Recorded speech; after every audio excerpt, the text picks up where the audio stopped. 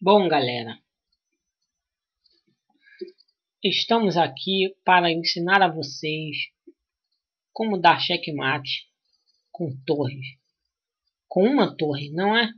Já ensinei com a dama, com as duas torres, agora vou ensinar com uma torre.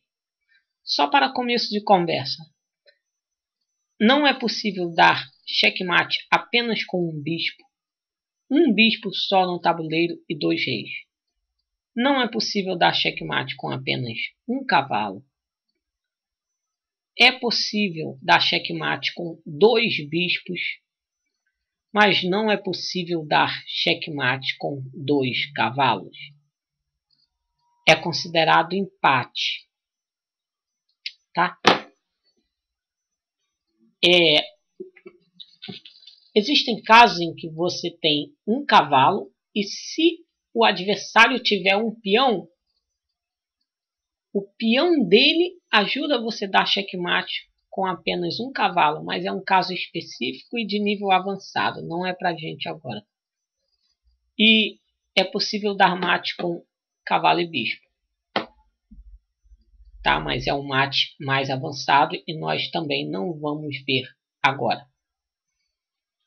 Bom, a gente vai ver o mate com uma torre, não é? Na nossa aula 8. Vamos lá. De forma geral, um mate entre o rei e a torre vai terminar com o rei tapando o rei preto de subir para fora do canto do tabuleiro. Por exemplo, suponhamos que nosso objetivo foi levar o rei preto para a linha 8 do tabuleiro, certo? Então, o rei branco vai impedir o rei preto de subir para a linha 7. E a torre branca vai dominar a linha 8 para dar checkmate. Os formatos de checkmate, usando-se o rei e apenas o rei e uma torre branca contra um rei negro, apenas essas 3 peças serão sempre assim, dessa forma. O rei preto estando no canto, ou apenas o rei preto estando na borda. Isso também é checkmate. Repara que o rei branco impede o rei preto de subir e a torre branca domina a borda em que o rei preto se encontra. Bom, gente, é claro que isso pode ser visto de outra forma nas laterais do tabuleiro. Né? É a mesma ideia.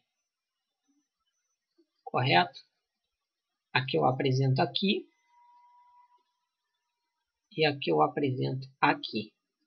Correto? O rei branco, nesse caso, impede o rei preto de ir para a coluna G. E a torre branca domina a coluna H.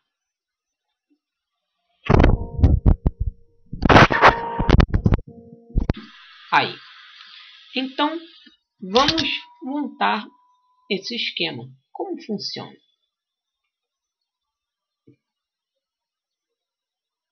Primeiro,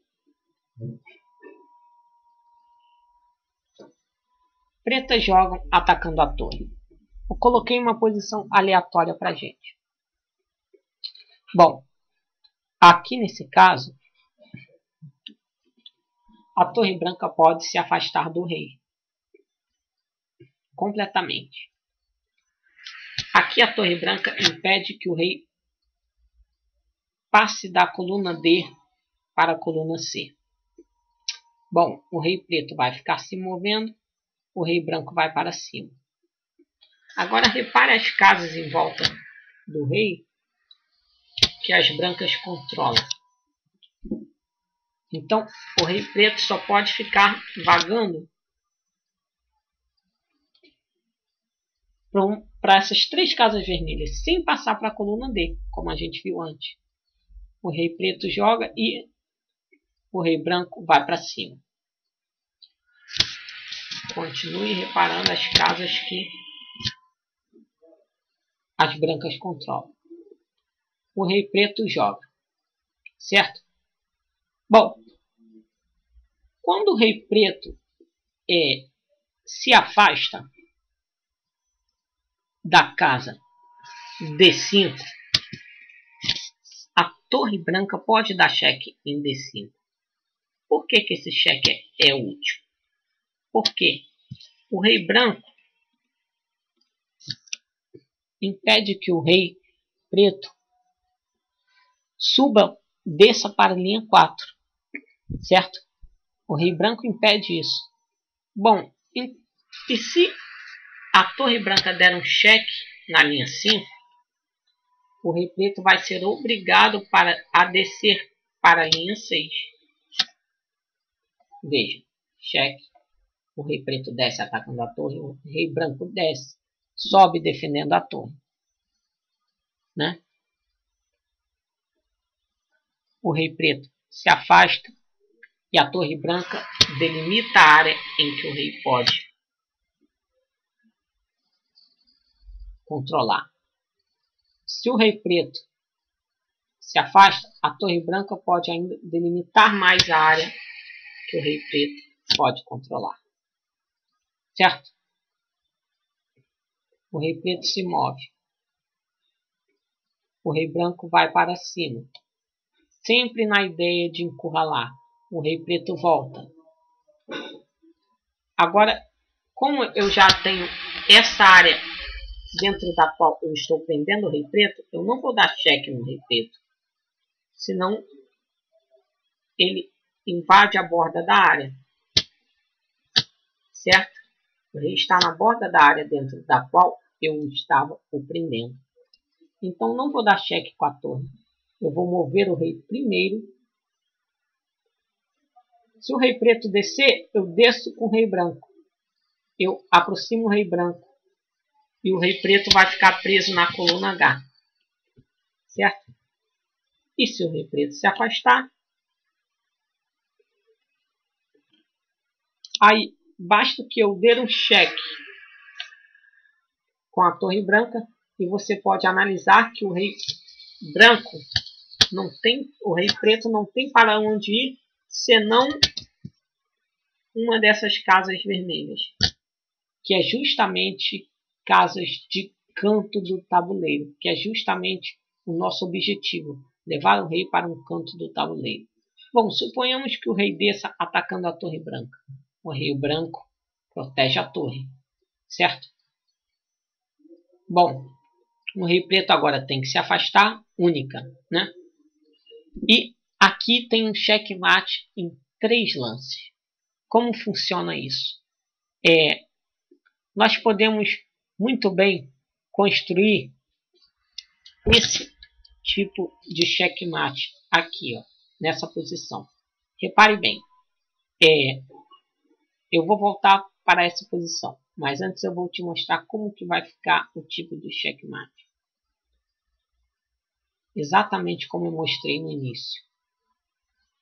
Sempre assim, com essas 3 peças, o rei preto impede o rei branco de subir para a linha 7 e a torre branca domina a linha 8.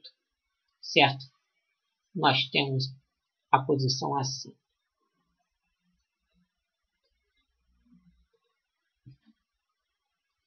Isso é facilmente conseguido com torre cheque. Repare que o rei só pode ir para esta casa, G8. Bom, então chegamos numa forma em que, para acontecer aquele tipo de checkmate que eu mostrei ainda há pouco, basta que o rei preto venha para F8 e a torre branca vá para H8. Mas é a vez das brancas. A torre branca não pode ir para H8 agora. Basta que ela faça um movimento que eu costumo chamar de movimento de espera. Movimento de espera sutil na coluna H. Certo?